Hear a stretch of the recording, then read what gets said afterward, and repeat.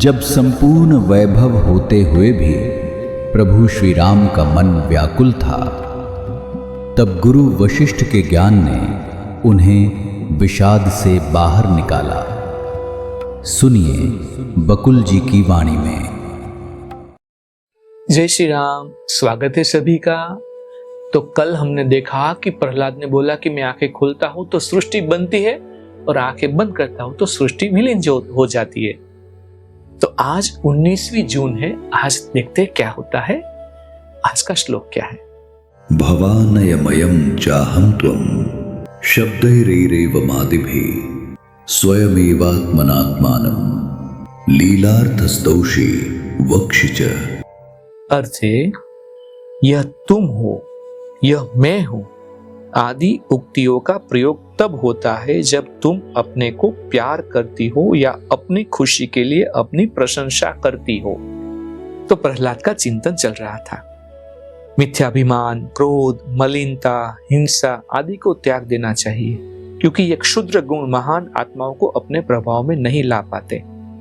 पिछले कष्टों का बार बार स्मरण करो और खुशी खुशी मन की वृत्ति से अनुसंधान करो कि मैं कौन हूं, यह सब कैसे हुआ और इससे पिंड कैसे छूटे। हे आत्मा, तुम सदा जागृत रहती हो, अपनी ऊर्जा से ही जागृत रहती हो, और जिन अनुभवों के बीच से गुजरना पड़ रहा है उन सब का ज्ञान तुम्हें रहता है। वास्तव में यह वह ऊर्जा है जो अनुभूत पदार्थों के संपर्क में आती है, परंतु जागृत रहने के कारण तुम उन अनुभवों को अपने से जोड़ लेती हो। हे आत्मा, तुम शरीर रूपी पुष्प की सुगंध हो। जिस प्रकार सोने से भिन्न भिन्न फैशन के आभूषण बनाए जाते हैं, उसी प्रकार संसार के सभी पदार्थ तुम्ही से गढ़े जाते हैं। यह अंतर शाब्दिक है। यह तुम हो, यह मैं हूं आदि उक्तियों का प्रयोग तब होता है जब तुम अपने को प्यार करती हो या अपनी खुशी के लिए अपनी प्रशंसा करती हो। प्रहलाद अपनी आत्मा से बात कर रहा है। जिस प्रकार जंगल की भयावह अग्नि क्षण क्षण अनेक तरह के रूप धारण करती है, जबकि होती है वह एक लपट ही, उसी प्रकार तुम्हारा अद्वैत रूपी ब्रह्मांड इन सब विविध पदार्थों में प्रकट होता है।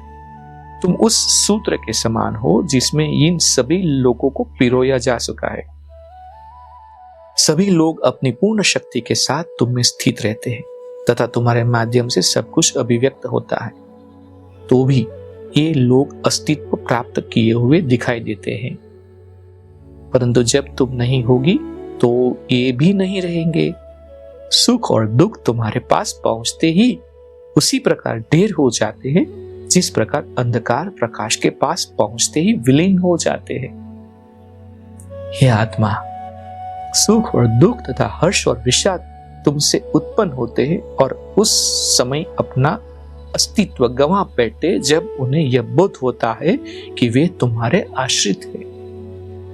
दुख और सुख के भ्रामक अनुभव उसी प्रकार आंख झपकने पर में बनते हैं और मिटते हैं, जिस प्रकार आंख झपकने पर दृष्टि संबंधी भ्रम बनते हैं और बिगड़ते हैं। वे चेतना के प्रकाश में प्रकट होते हैं। जब उन्हें चेतना से अभिन्न समझा जाता है तो वे अदृश्य हो जाते हैं। कौन है इस रहस्य का दृष्टा? इस प्रकार हर पदार्थ में हर क्षण परिवर्तन हो रहा है, अतः यह क्षणिक कारण कैसे ठोस और स्थायी परिणाम दे सकते हैं? हे आत्मा, तुम सुख और दुख का भोग ऐसे करती हो कि जैसे वे वास्तविक हो, जबकि तुम उस ज्ञानी व्यक्ति की चेतना के माध्यम से देखती और ग्रहण करती हो जो अपनी संभाव की स्थिति को कभी छोड़ता ही नहीं। परंतु जब किसी अज्ञानी और अजागृत व्यक्ति के हृदय में यही बातें घटती हैं, तब तुम्हारे अनुभव कैसे होंगे यह बता पाना मेरे लिए असंभव है। हे आत्मा, तेरा जय जयकार हो। तुमने अपरिमित ब्रह्मांड को प्रकट किया है। तुम ही परम शांति हो, तुम्हारी जय हो। हे आत्मा, तुम शास्त्रों की पहुंच से परे हो, तुम्हारी जय हो। मैं पूर्ण संभाव की स्थिति में हूं और परम शांति में स्थित हूं। मुझे आत्मज्ञान प्राप्त हुआ है। मेरा भी जय जयकार और तुम्हारा भी जय जयकार। और हम सबके जय जयकार के साथ आज विराम लेते हैं। कल देखते हैं क्या होता है। जय श्री राम। इस ज्ञान यात्रा में हमारे साथ बने रहने के लिए चैनल को सब्सक्राइब करें और बेल आइकॉन दबाएं।